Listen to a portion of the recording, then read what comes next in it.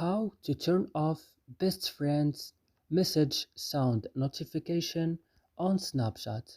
Today guys, I will show you how to turn off this option. Just follow the videos until the end. You go first and you open your Snap. Then when your Snap is opening, you go up and open your profile. Then as you see, when your profile is opening, you just go here to settings, and then after settings go to notification.